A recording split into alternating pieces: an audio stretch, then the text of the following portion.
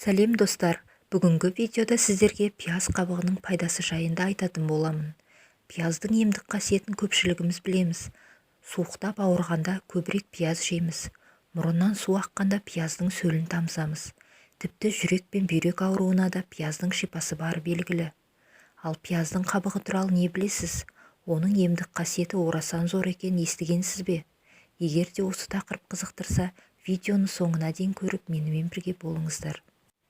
Құрметті достар, каналымның 70%-дан астам көрермені видеоны тіркелусіз қарайды екен. Қазақ тілді арнаның дамуына үлес қосып, арнама тіркеліп, лайк басып, комментарий қалдырып қолдап кетулеріңізді сұраймын. Сіздердің болмашы әрекеттеріңіз пайдалы әрі қызықты жаңа видеоларды шығаруға шабыттандырады. Пияздың қабығы Е, Б, С дәрумендеріне, калий, магний, темір, мырыш және күкірт элементіне бай. Сонымен қатар құрамындағы каротин, кверцетин сынды заттарының арқасында вирусқа, инфекцияға қарсы күресетін күшке ие. Пияздың қабығы терінің саулығын жақсартады әрі жасартады. Жүрек қан тамыр ауруларының алдын алады. Еркектік қуатты арттырады, иммунитетті нығайтады. Рак ауруымен күреседі. Ағзаны шлактан тазалайды. Аяқ ауруларын емдейді. Шаршауды басып қуаттандырады. Ағзаны құрттан арылтады. Ішек жолдарын реттейді. Асқазанның жұмысын жеңілдетеді. Мидың қан тамырларын тазалайды.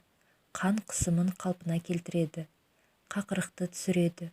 Несеп жолдарының жұмысын реттейді. Терідегі безеу мен экземаның жазылуына септігін тигізеді.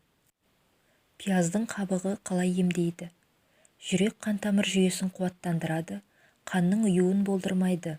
Жараның тез жазылуына септігін тигізеді. Жүрек қағысын реттейді. Ас қорыту жолдарының жұмысын қалпына келтіреді. Ағзадағы шырышты шығарады. Артық сұйықтықтан арылтады. Әрі бүйрек ауруының алдын алады. Қан айналымды реттейді. Варикоз, геморрой, белсіздік және атеросклероз ауруларынан айықтырады. Ағзадағы артық тұзды шығарып, буынның айналасындағы ауруларды емдейді. Инфекциямен күреседі. Суыққа, вирусқа, саңырауқұлаққа қарсы шипа. Сонымен қатар қайызғақ, табанның қотырын, тері ауруларын, қабыршықтануды, терінің сезімталдығы мен тегістігін емдейді. Бұлшықеттердегі ауырлықты, шаршауды, күйзелісті болдырмайды.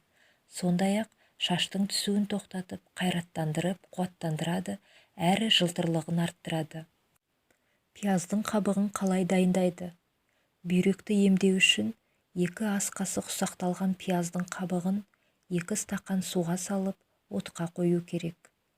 Бір қайнап шыққан соң қақпағын жауып қою керек. Шамамен 30 минуттан соң тұнбаны сүзіп алып, 1 ас қасық күніне 5 рет ішу керек. Қан қысымы жоғарылаған кезде пияз қабығынан шай демдеп ішіңіз. 1 стақан қайнаған суға 1 ас қасық ұнтақталған қабықты саласыз. 15-20 минуттан соң сүзіп алып, шай ретінде ішесіз. Бұл шай қан қысымын реттейді. Сіңірдің тартылуын қойдырады, әрі ісінуді болдырмайды. Сонымен қатар бас ауруынан айығасыз. Суық тигізуден сақтанасыз. Тәбетіңіз артып, қан тамырларды тазалайды.